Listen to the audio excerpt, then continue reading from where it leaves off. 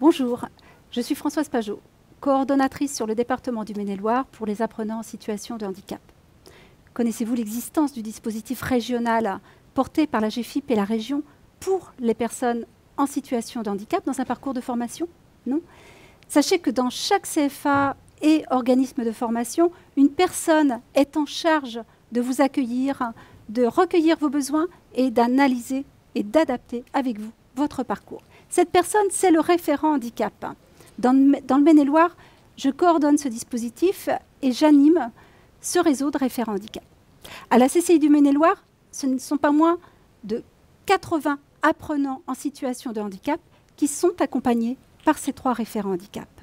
Anne-Marie Langer sur le centre Pierre Cointreau à Angers. Nicolas Gadebin sur l'établissement de formation du Saumurois. Bonjour. Et Marina Froin sur Eurespace Formation de Cholet. Bonjour. Anne-Marie, nous avions rencontré Mélanie et sa maman. Mélanie, elle n'avait pas trouvé d'employeur pour intégrer la formation qu'elle convoitait. Elle s'est donc dirigée en CAP Vente Commerce et elle est diagnostiquée dyslexique sévère, Mélanie. Je t'avais fait suivre un document que nous appelons le GEVASCO. C'est un guide d'évaluation des besoins de compensation lorsque le jeune est scolaire. Et avec Mélanie et sa maman, nous avions évoqué la nécessaire RQTH. Qu'en est-il aujourd'hui de sa formation? Qu'est-ce qui s'est passé? Alors, Mélanie, effectivement, est une jeune très dynamique qui veut intégrer la vente. Elle est passionnée de déco, donc elle est tout à fait à sa place en vente.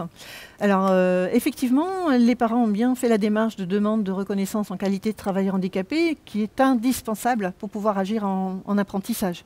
En effet, là, actuellement, elle sort d'une section 10 en collège, où elle a bénéficié d'une auxiliaire de vie scolaire, et chez nous, en apprentissage, il n'y en a pas. Donc, nous devons compenser autrement. Alors, nous avons dans un premier temps proposé à Mélanie une convention de découverte professionnelle, ce qui lui a permis d'assister à des cours chez nous, au CFA, et de découvrir un peu comment on enseignait les matières professionnelles. Et puis, ça a confirmé son souhait de pouvoir entrer dans cette formation. Nous avons déclenché une prestation avec la GEFIP qui a permis à Mélanie de rencontrer une ergothérapeute qui nous a donné un certain nombre de préconisations par rapport à du matériel. Puisqu'elle n'aura pas d'AVS, il faut qu'elle ait du matériel. Donc un PC, des logiciels de reconnaissance vocale, de dictée, voilà. Et puis une barrette scan, enfin peu importe. Elle a eu un certain nombre de matériel qui lui est prêté. Donc ça lui permet de bien tester le matériel. L'ergothérapeute nous a aussi donné un certain nombre de préconisations pour nos enseignants. Parce qu'effectivement, dans ce cas-là, sachant que Mélanie est vraiment en grosse difficulté, le passage à l'écrit pour elle est compliqué.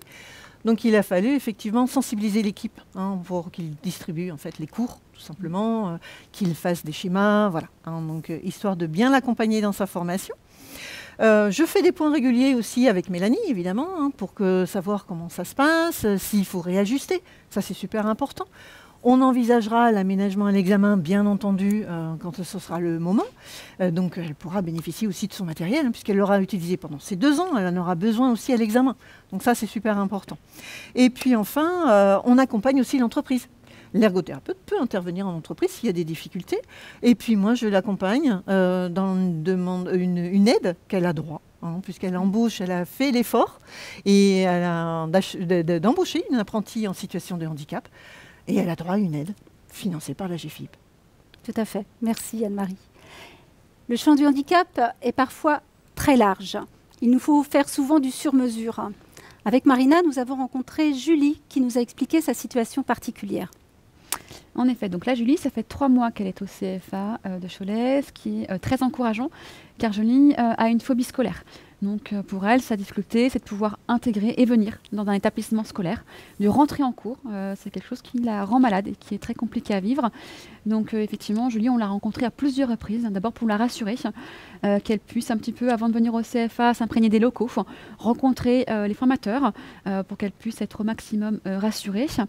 Là actuellement, Julie ne vient pas sur 35 heures de cours au CFA comme ses camarades. C'est trop compliqué pour elle d'être sur un temps plein. Donc, grâce à sa reconnaissance travailleur handicapé, nous avons pu mettre en place un temps partiel pour elle.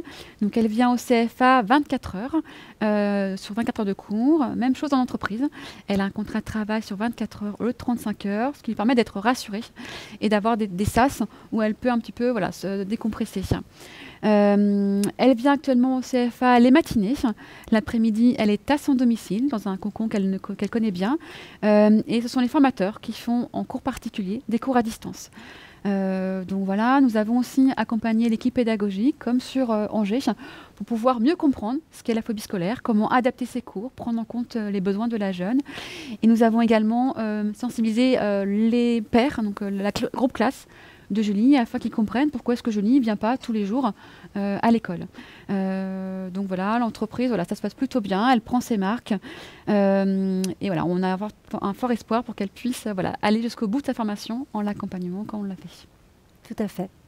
Il s'agit bien là du milieu ordinaire. Et pour certains, aller dans le milieu ordinaire, c'est un objectif. Sortir du milieu spécialisé, sortir du milieu protégé. Et c'est le cas de Kevin, suivi par Nicolas. Effectivement, Kevin est aujourd'hui en ESAT, en établissement et service d'aide par le travail. Il est notifié par la maison départementale de l'autonomie du Maine-et-Loire, donc cette notification le protège. Il est aujourd'hui effectivement usager d'ESAT et travailleur depuis 8 ans. Il a développé des compétences professionnelles que ses éducateurs au sein de l'ESAT ont pensé pouvoir faire monter en compétences. Kevin est donc du coup intéressé par la CCI du Maine-et-Loire sur un CAP. L'objectif, c'est effectivement de le faire monter en compétences grâce à cette certification diplômante. Et on prévoit aussi du coup un livret de compétences, si jamais cette certification diplômante du coup ne peut pas fonctionner. Et l'objectif est double, puisqu'il est de tester ce qu'on appelle le milieu ordinaire. Grâce aux partenaires de l'ESAT, grâce aux partenaires de la CCI, il pourra faire des stages au sein des entreprises, peut-être trouver un contrat d'apprentissage, on lui souhaite, et peut-être effectivement décrocher un contrat futur pour une immersion totale. Mais n'oublions pas que la notification liée à l'ESAT est une protection et une nécessité. Donc il ne faudra pas effectivement aller vers une inclusion dans le milieu ordinaire si cette inclusion du coup le met en danger. On va effectivement toujours faire les choses avec parcimonie. Aujourd'hui, en tout cas effectivement, les partenaires de l'ESAT du coup et les partenaires du centre de formation peuvent l'accueillir au sein de leur structure, ce qui nous permet de tester et de rassurer. Merci Nicolas. Ce ne sont bien sûr que quelques exemples. Toutes les situations sont étudiées au cas par cas avec les référents handicap, mais pas que, avec les partenaires du réseau, le Cap Emploi, les missions locales, les enseignants, les éducateurs. Vous l'aurez compris, nous ouvrons les champs du possible, nous vous accompagnons au quotidien, nous essayons d'adapter votre formation à vos besoins et surtout, nous tentons de vous faire disposer d'informations claires, de conseils, d'un soutien personnalisé. Merci beaucoup. À très bientôt. Au revoir. Merci. À bientôt.